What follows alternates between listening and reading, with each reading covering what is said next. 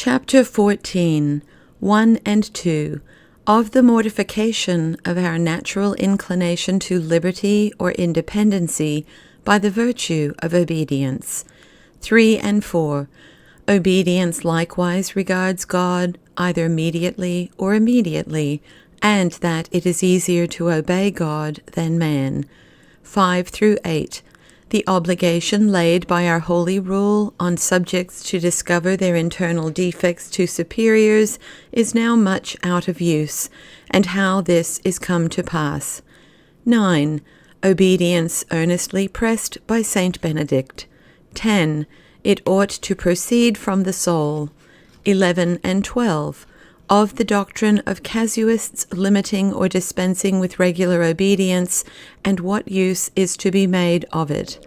13 and 14. Special advices thereabouts to scrupulous souls. 15.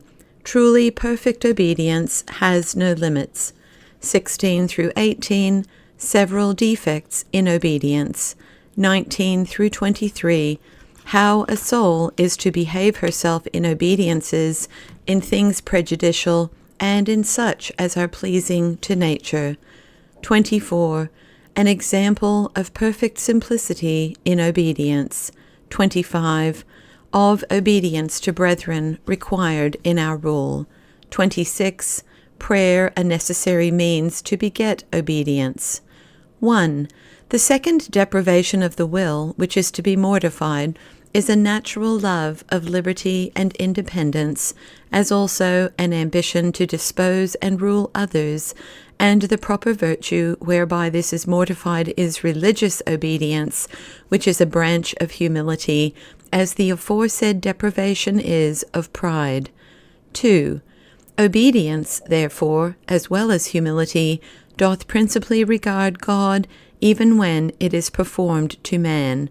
And indeed, unless our obedience to creatures do flow from our obedience due to God, it will never advance or perfectionate the soul, but rather nourish all depraved affections in it, as having its root in self-love, servile fear, yea, oft in pride itself, whereas if it be grounded on our duty to God, the soul thereby will become so humble, supple, and pliable that it will not refuse to subject itself to the meanest creatures.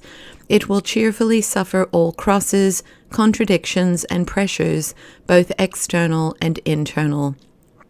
3.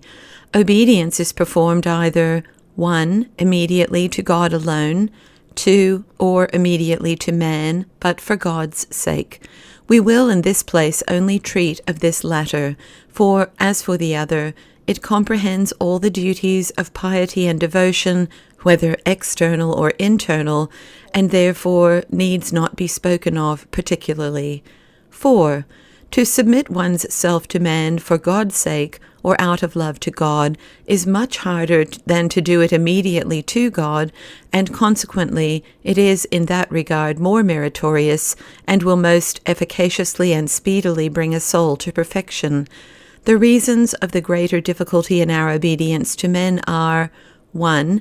Because we acknowledge our superior to be God's substitute, yet we are not always convinced that his particular commands proceed from him as such, but rather from passion, natural interests, aversion, etc., so that we cannot see his commands to be so reasonable as God's are acknowledged to be, nor that obedience to them will produce so much good to the soul. 2. Because we know our superior cannot see nor judge the heart, but may err and be mistaken, so that it is not easy to submit the mind to one that has no right over it, nor power to see his commands perfectly executed. 5. For this reason it is that our Holy Father, knowing the wonderful virtue and efficacy of obedience proceeding from the heart, requires in his holy rule that subjects should in a sort communicate to their superiors that proper attribute of God, who calls himself a seer and searcher of the heart, with humility and simplicity, discovering unto them all their considerable imperfections in thoughts. And this he does not only out of an eye to the benefit that may come by the sacrament of penance, for this was to be done though the superior were no priest, as anciently oft they were not, but the ends of this obligation were, 1. For the more perfect humiliation of the subject, and a mortification of that natural aversion that we have from the discovering and submitting to the censures of others our secret defects. 2. To the end that the superior might be enabled to govern his subjects for their spiritual advancement. 6. We may reasonably impute to the disuse of this obligation the great decay of religious discipline and perfection in the world, because now, generally speaking, superiors know no more of their subjects but what they chance to observe in their outward behavior. For as for internal matters, which are the principal, they all pass between each religious person and a private chosen confessarius. 7. But withal the disuse of the said obligation we are to impute, 1. Partly to the tepidity of subjects and their want of care, to be governed by a way absolutely the best for themselves, however very heavy to corrupt nature. 2. But principally to the incapacity and insufficiency of superiors, in regard of which such a change of the said custom was esteemed even necessary. 8. Surely this most excellent practice had never been brought into disuse, or would again be restored, if superiors, according as our holy rule requires, and as in the primitive times they were, had continued, or generally now were, 1. Themselves practiced in a spiritual course of prayer and contemplation, and would consider that their duty is to direct their subjects' souls in the same way. 2. If they had the spirit of discretion and light to discern the several dispositions and capacities of their subjects' souls in order to their principal end. 3.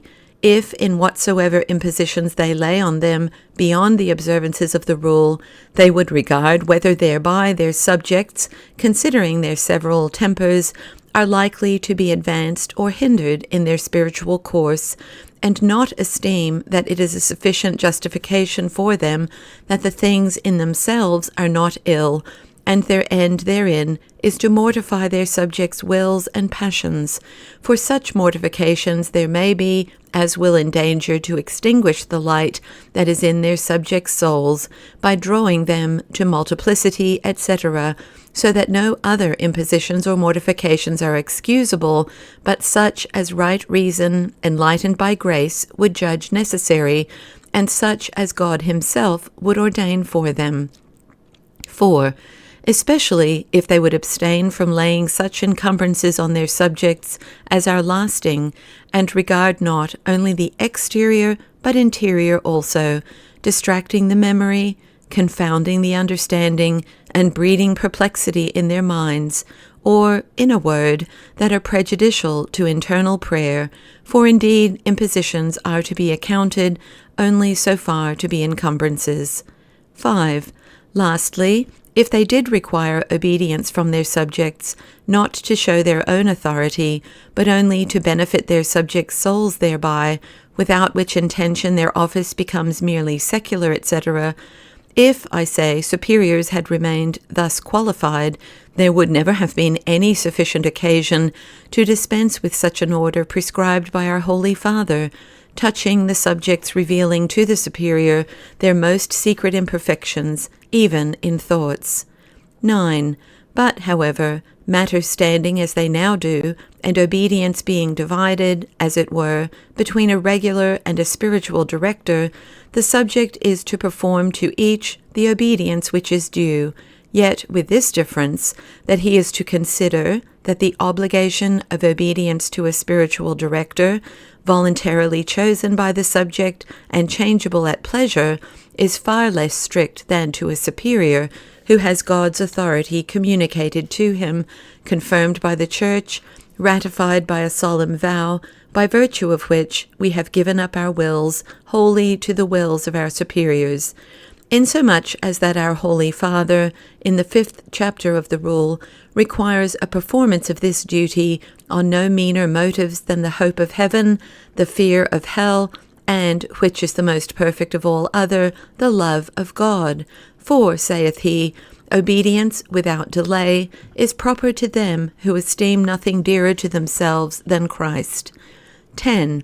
Now, since the only principal end why a religious person has engaged himself in a life of obedience is the good and advancement of his soul, and not any temporal convenience, as in secular governments, therefore, notwithstanding the common saying that our souls are exempted from human jurisdiction, and notwithstanding that in these days, as hath been said, superiors are not always the directors of their subjects' consciences, yet unless their commands be obeyed in purity of heart, as for God's sake, and with submission not only of the outward but inward man also, that is, both the will and judgment, such obedience is not at all meritorious, nor conformable to the general design of a religious life and to their vows of profession.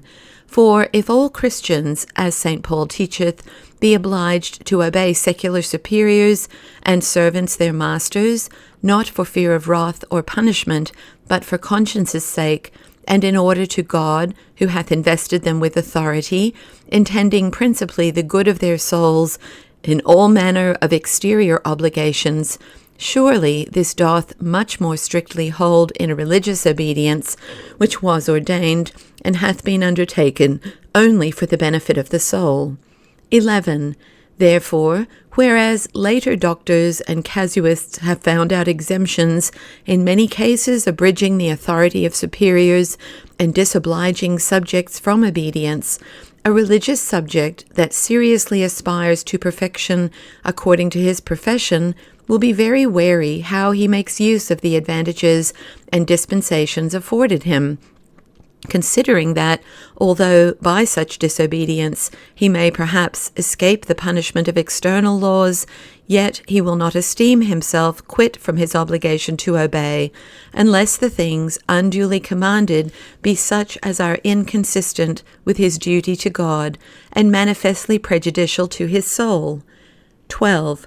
Moreover, a truly humble internal liver will very rarely, and not without extreme necessity, make use of that just liberty of appealing from an immediate superior allowed by the laws of the Church, and this he will never do for the ease of nature, or the satisfying of any passion, but purely for the good of the soul.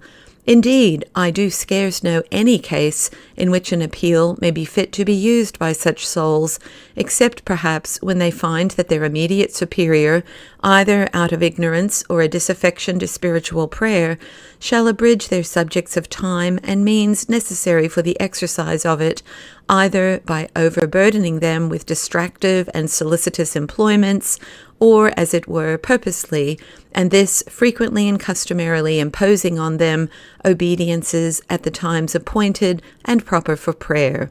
Yet surely the case must needs be extraordinary if a soul cannot, by using her dexterity and prudence, recover each day 2 half-hours for recollection. 13.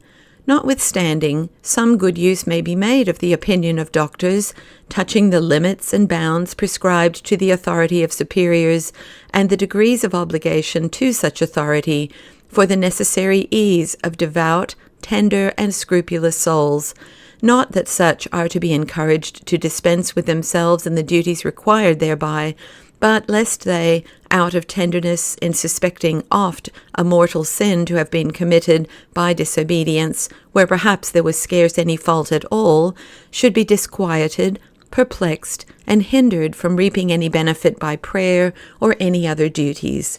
And indeed little danger is there that souls so disposed should from any larger interpretations make advantage to the ease of nature or the satisfaction of an inordinate passion. 14. Such souls therefore may know, 1. That the authority of superiors is not illimited, but confined to certain conditions, as that it must be juxta regulam, neither besides nor above the rule, and that their command must be ad edificationem and not ad destructionem, etc. 2.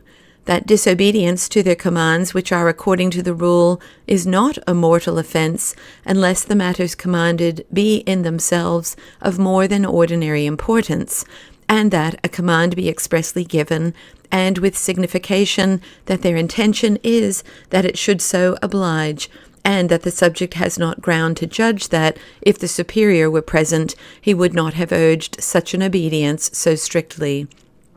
3. That in matters of lesser moment, a disobedience mortally sinful is not committed, unless it be done with manifest contempt, that is, as Saint Bernard, lib de precept et dispense, interprets it, when the subject will neither obey nor submit to correction for disobedience, so that all faults that are committed by one that really has a mean or contemptuous opinion of his superior, and which, without such a precedent, unfit opinion would not have been committed, are not to be called, in this sense, sins out of contempt, unless the subject renounce correction, a fault that such tender souls are incapable of committing, etc. 15. Perfect obedience, saith the same Saint Bernard, knows no ends or limits. It extends itself to all lawful things pertaining either to body or soul, and to all actions, both external and internal, as far as these last are voluntarily submitted to him, insomuch as that our Holy Father, to cut off all pretenses of disobedience, does not accept even things impossible, so that if such things as not only in the faint-hearted opinion of the subject are esteemed such, but really are impossible, should be seriously and considerately imposed by a discreet superior for trial, the subject is obliged to do his endeavour toward the effecting of them, so they be lawful and not destructive to the subject's life. Yea, we find examples of saints that upon commands of superiors have cast themselves into rivers, or leaped down precipices, or taken coals of fire into their hands, etc. But we are to suppose that, in these cases, there was a special divine instinct, both in the superior commanding and the subjects obeying, as the events showed, the said subjects having never miscarried, but been miraculously delivered from any harm by what they so did in obedience, and therefore the like examples cannot be drawn into a rule. 16. The several defects in point of obedience, the avoiding of which defects constitutes several degrees of true religious obedience, are reckoned by Turacramata to be these which follow, viz. 1. To do some, but not all things enjoined. 2. If all, yet imperfectly and incompletely. 3. Or not in the manner requisite. 4. Or not upon the first simple bidding, but expecting a second command, or perhaps one in form and in virtue of obedience. 5. Or to do it with reluctance and unwillingness. 6. Or after discussing the reasonableness and lawfulness of the command. 7. To go slowly and lazily about it. 8. To do it rashly and without fit preparation. 9. For want of a resolute purpose beforehand, to obey absolutely and universally, to be in a readiness to contradict when commands come upon the sudden, rather than to hasten to obey. 10. Then to obey indeed, yet not without repining, or at least a show of it in the countenance. 11. Or, however, with sadness and dejectedness. 12. To obey in greater matters, but not so readily in small. 13. To obey in the substance of the thing commanded, but not according to the intention of the superior or law. 14. The command being unpleasing, to suspect or judge ill of the superior's intention. 15. To make pretended excuses of insufficiency. 16. To be of so troublesome and froward a humour as to discourage the superior from imposing any commands. 17. Out of an opinion of one's judgment and or sufficiency, to slight the superior's way of government. 18. To seek to draw the superior to one's own way and opinions, and so, in effect, to become as superior. 19. When one does the thing commanded, to do it with a willing fraudulent insufficiency. 20.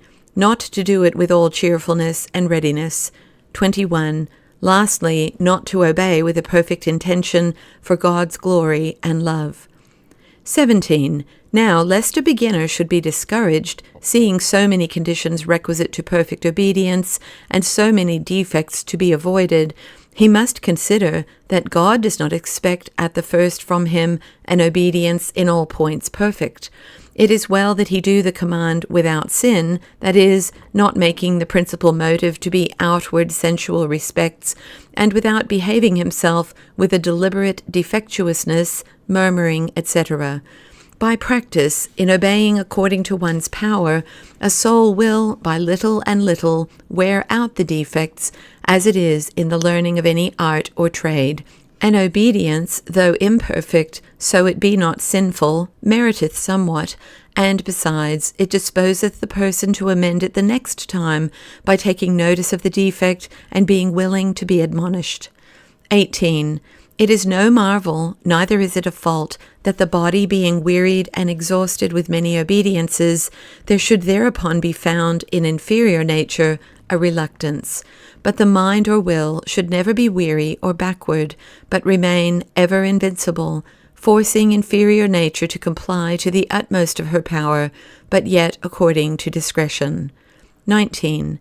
In case a superior command a subject things not only heavy and grievous to nature, but even such as are apparently contrary to health and corporal strength, as a rigorous conformity to regular abstinence, fastings, watchings, etc., the subject must neither refuse the command nor show any unwillingness to obey, but having, after good consideration and experience, found himself unable and infirm, he may lawfully declare unto the superior such his infirmity, so he do it, as the rule expresses it, patienter et opportune, with patience, and taking an opportune time for it, not suddenly, querulously, and in a passion. But in case the superior do persist, the subject must obey, submitting both body, will, and judgment, and so committing the issue to God, and then the success, whatever it be, cannot but be good. 20. If the thing commanded be grateful to nature, honorable, pleasing, etc., it is not good nor secure to be overforward in obeying.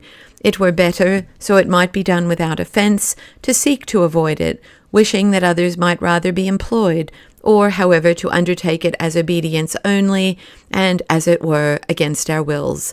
But if the matter be harsh to nature, we are to do it with all possible readiness and cheerfulness, being desirous that others should be exempted from it. 21.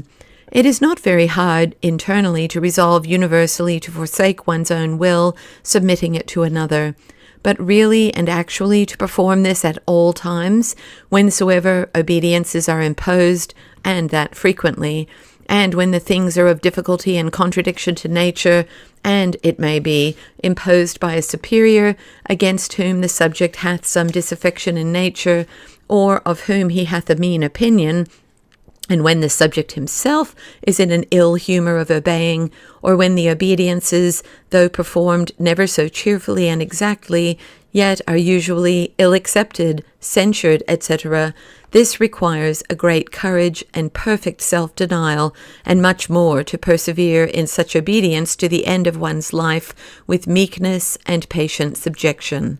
22. And a yet greater degree of perfection is it, to which, notwithstanding, internal livers ought to aspire, for a religious person that is hardly and injuriously treated by his superior, to be content and desirous that he should continue to use him so, or worse, so it might be without offence to God, and so that no harm might come to the superior's soul thereby. 23. There are no commands, though never so impertinent or distracting, that can prejudice perfect souls that are come to an established state of recollection and habitually enjoy the divine presence. But great harm and danger may come thereby to the imperfect, the which, notwithstanding, by patience, quietness, and meekness in obeying, may come to make their profit even from them also, so that, Though they lose one way by a hindrance to their recollection, they may repair that loss by rooting these virtues more firmly in their souls. However, the superior must expect to have a severe account required of him for indiscreet and harmful impositions laid upon his subjects. 24. A memorable example of obedience, joined with a mortification very sensible to humble souls, to wit, a mortification caused by an obligation to accept undue and unproportionable honor, we read of in the story of the great Saint Basil, who, having obtained at his own request from a neighbor bishop a priest to attend him, recommended as an humble and obedient person, Saint Basil, for a trial of these virtues, required of him to prepare some water for the washing of his feet. The good priest, with a modest cheerfulness, obeyed, and having quickly brought the water, Saint Basil, sitting down, commanded him to wash his feet, who readily and diligently performed that command. That being done, the saint commands the priest to sit down, that so he in exchange might also wash his feet. The humble and virtuously simple man, without any excuses or contestations, quietly and calmly, as it became one perfect in obedience, suffers his feet to be washed by him, who was then the most eminent and most reverend prelate in the Eastern Church. Upon this proof, St. Basil was satisfied that he had found an attendant fit for the employments to which he destined him, and, with many thanks to the neighbor bishop, took the priest with him for his inseparable companion. 25. There is mentioned in our Holy Rule another sort of obedience, of great efficacy to bring souls to perfection, to wit, an obedience not out of obligation and duty to superiors, but only from respect to brethren, especially ancients, in religion, and this out of charity, and in conformity to St. Paul's advice, which is very general, that we should, in honor, prefer everyone before ourselves. This kind of obedience, as receiving proper commands from such, is now out of practice, and whether this disuse has proceeded from want of simplicity and humility in the younger sort, or from imperfection and want of discretion and gravity in the more ancient, or perhaps from jealousy and love of being absolute in superiors, it is hard to say, but surely it is a great loss. There were likewise obligations imposed upon all juniors, after the least offence taken by the ancients, to make present satisfaction by prostrations, the which were to continue till that pardon and a benediction were given. Indeed, in those times in which so much abstraction of life and so seldom mutual conversations were used, offences were so rare that it would be no hard matter for such simple, humble souls, as most religious persons then were, to comply with these obligations, so that the only way to restore them is to restore that most profitable abstraction, solitude, and silence again. 26. It is vain for anyone to seek the attaining to the perfection of obedience, which, besides the outward work, requires a submission of the spirit itself to God alone in the superior, and a renouncing of one's own judgment upon the dictates of the most ignorant or indiscreet superior, but by the serious and constant practice of internal prayer, which alone purifies the soul and makes all other things but God invisible to her, so that, without such prayer, all other exterior practices of an officious humiliation will be of little or no virtue or efficacy thereto.